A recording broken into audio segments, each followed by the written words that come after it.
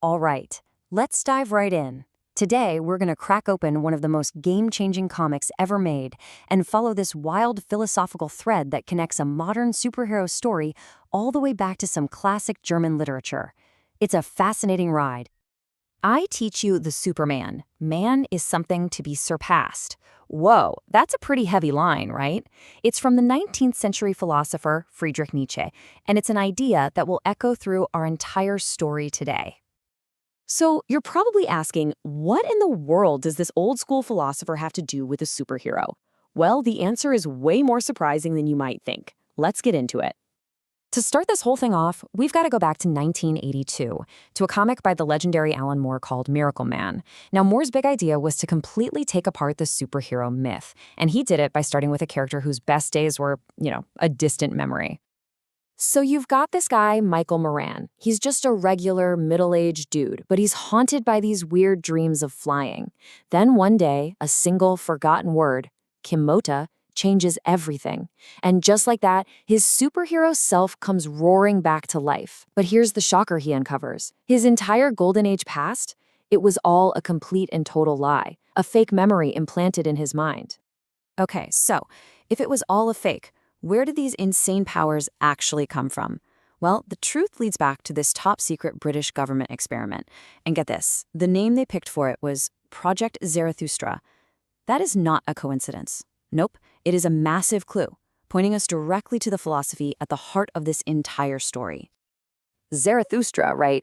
He's the prophet in Nietzsche's most famous book. And he's the one who teaches humanity about the Übermensch, which translates to the Overman, or, you guessed it, the Superman. It's this core idea of a being who goes beyond human limits, throws out the old rulebook, and forges a new future by creating their own values. And this is where it gets brilliant. Alan Moore literally rips this idea right from the page. He even has a character quote Nietzsche directly in the comic. "Behold, I teach you the Superman. He is this lightning. He is this madness." It's incredible because Moore takes this single philosophical concept and splits it into two. Just devastating outcomes from the same twisted experiment.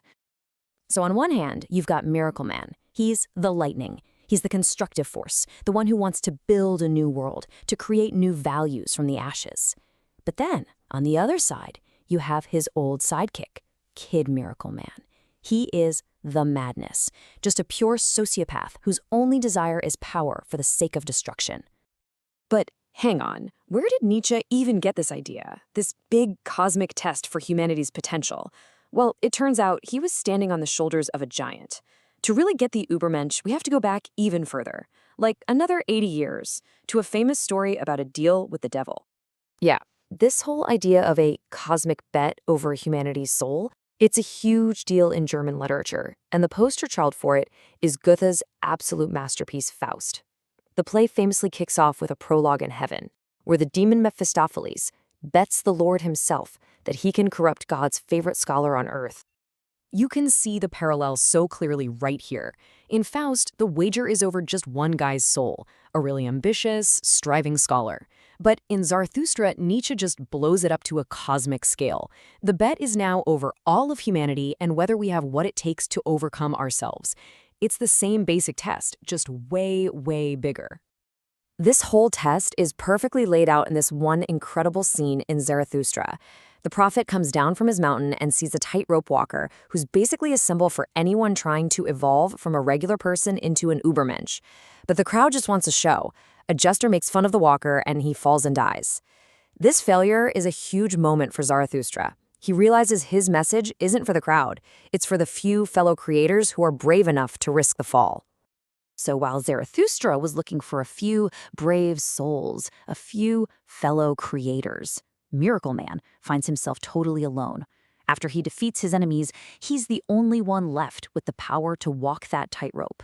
And he decides, you know what? I'm not just going to cross the tightrope. I'm going to get rid of it completely by building his own utopia. And I mean, on the surface, what he builds looks absolutely perfect. He creates this new Olympus on Earth. War gone, money abolished, disease, injustice, all of it just wiped away with a thought. He basically solves every problem humanity has ever had. But there's a huge, huge catch, a big problem lurking under the surface of this perfect paradise. As the critics in the story point out, what he's really built is a gilded cage. And why is that? Because nobody asked for it. Humanity didn't earn it, they didn't choose it. This perfection was just forced on them from above. By becoming a god, Miracle Man loses his own humanity. He's this distant, all-powerful ruler who solves every problem, and in doing so, he takes away our very reason to exist. He removes our need to strive. And that right there is the big unifying idea. It's the powerful thread that connects this modern comic book, an old philosopher, and a classic poet across nearly 200 years. It all comes down to this one word: striving. See, at the end of Faust, the hero is saved, not because he was a good person, because he really wasn't, but because he never stopped trying. He never stopped striving. And for both Goethe and Nietzsche, that's where real meaning is found, in the messy, painful, continuous struggle to become better, not in some perfect final state. Which leaves us with one last really big question to think about. Miracle Man gave humanity a perfect world, but he took away the tightrope. So if a utopia is just handed to us, if all the struggle and the striving is removed, what essential, messy, and maybe even beautiful part of being human do we actually lose in the process?